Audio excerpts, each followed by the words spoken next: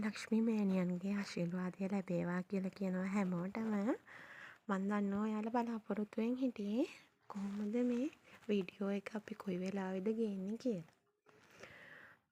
මම කියන්නම් ලුණු කැටයකින් මෙච්චර දල් ගලා එන්නේ රහසක් කොහොමද විශ්වාස කරන්නේ? එහෙම හිතනවා ඇති සමහර අයට.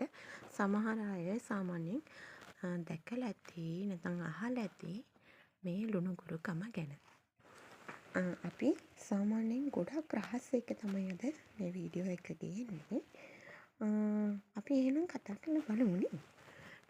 ලුණු කැට. ලුණු කැට කියන්නේ සාමාන්‍යයෙන් අතීතයේ ඉඳන් සෞභාග්‍ය සංකේතයක් විදියට සලකපු දෙයක්. ඒ කියන්නේ ගෙදර ලුණු ඇටයක් නැති වෙනවා. ඒ කියන්නේ ඒ ගෙදර හරි ඒ කියන්නේ ওই වචනෙන් කියන්න හොඳ නෑ. ඒක ඒ ගෙදර හරියන්නේ නෑ වගේ තමයි අපි අහලා තියෙන්නේ. එතකොට ඒ කියන්නේ ලුණු කියන්නේ ගොඩක් වටින දෙයක් කියලා අපි හොඳටම දන්නවා. ඒ වගේමයි මේ මෙච්චර වටින ලුණු වලට රහස් මන්ත්‍රයකුත් එකතු වුණාම ඔබේ ගෙදරට තියෙන ධනය ගලා එන බාධා සියල්ල අඩ වෙලා යනවා. අපි දැන් කතා කරමු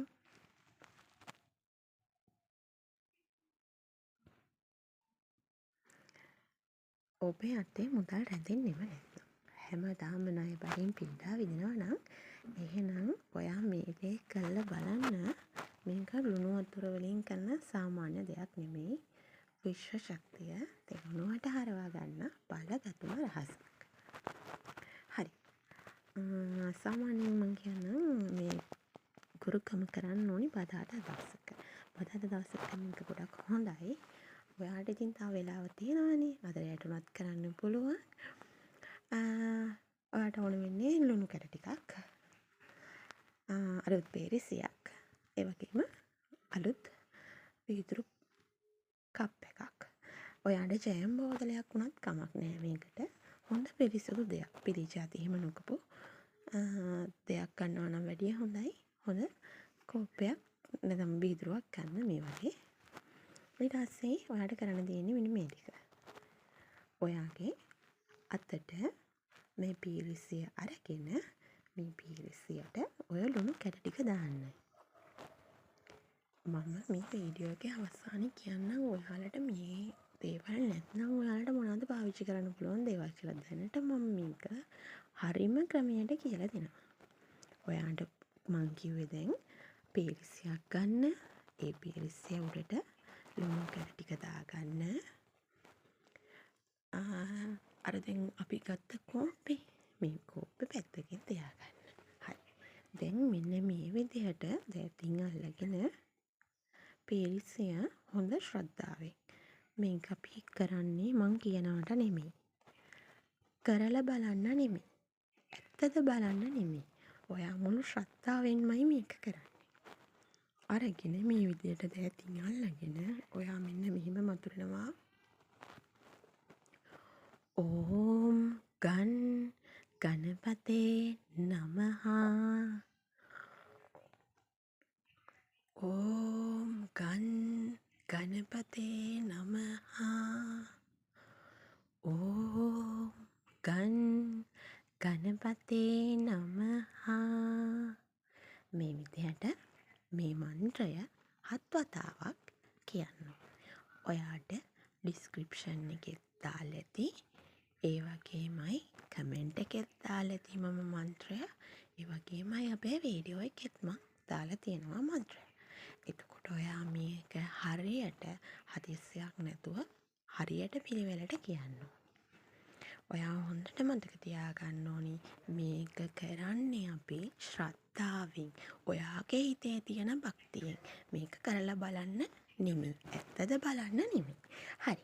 ඊට පස්සේ මං කියනවා ඔයාට මේ මතුරගත්ත ලුණු කැට ටික ඔයාගේ අතින්ම හැන්දක් පාවිච්චි කරන්න එපා. මේක ඔයාගේ අතින්මයි කෙරෙන්න ඕනි.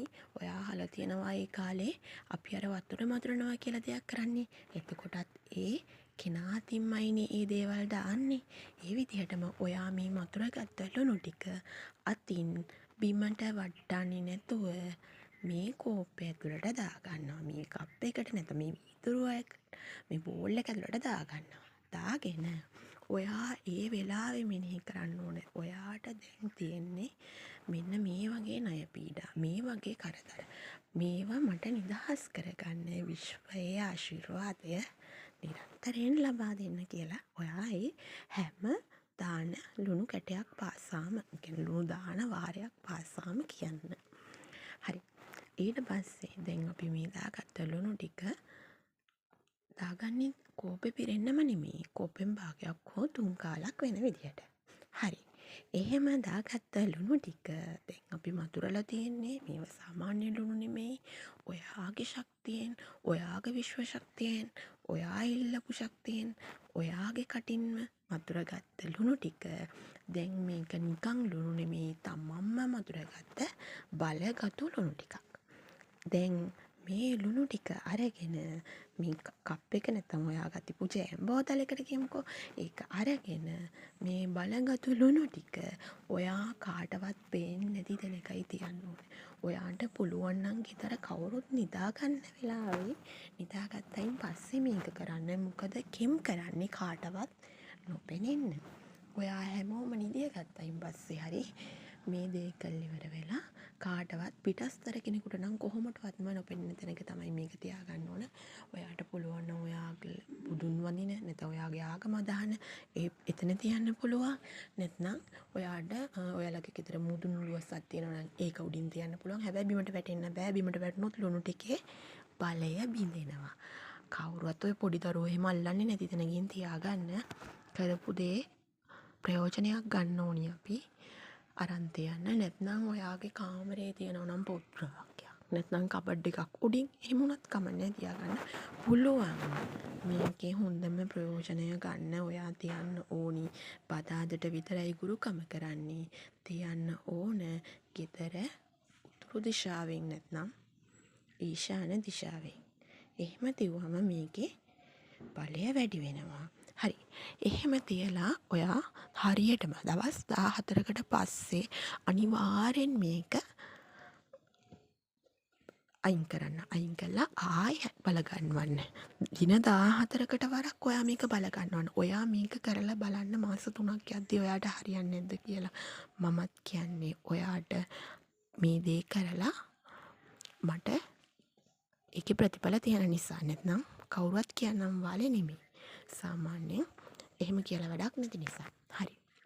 මම දන්නවා දැන් ඔයාලා හැමෝම මේක කරනවා කියන්නේ හිතේ ශ්‍රද්ධාවෙන් කරන්න. ශ්‍රද්ධාව තමයි, භක්තිය තමයි එක වැදගත්.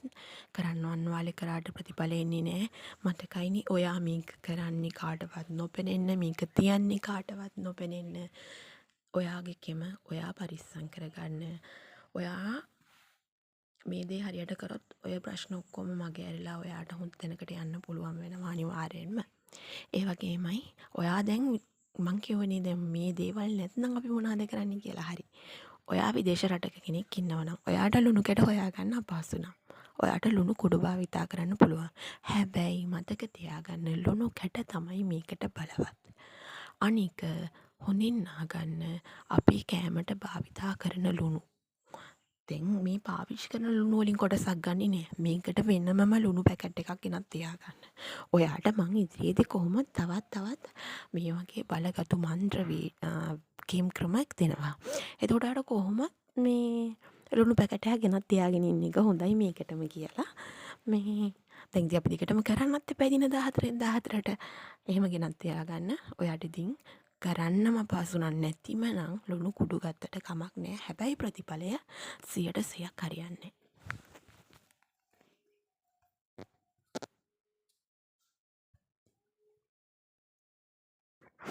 ඊළඟ එක තමයි අපේ මේ channel එක බලන්න එක විවිධ ආදායම් මට්ටමේ අය ඉන්නවා. අපි හැමෝම මිනිස්සුනේ. අපිට හොයාගන්න බැරිම වුණා කියමුකෝ පාවිච්චි කරපු වේදරුවක්. ඔයාට පුළුවන් සබන් දාලා හොඳට මැදලා පිරිසිදු කරලා වීදුරුවක් ගන්න. ඊට පස්සේ ඒක ආයේ පිළිචාද ගන්න. ඒවට ගන්න එපා. ඔයා එහෙම කරන්න පුළුවන්. නැත්නම් ඔයාට පුළුවන් ජෑම් බෝතලයක් ගෙනල්ලා ඒක හිස් කරලා හොදලා ඒක ගන්න.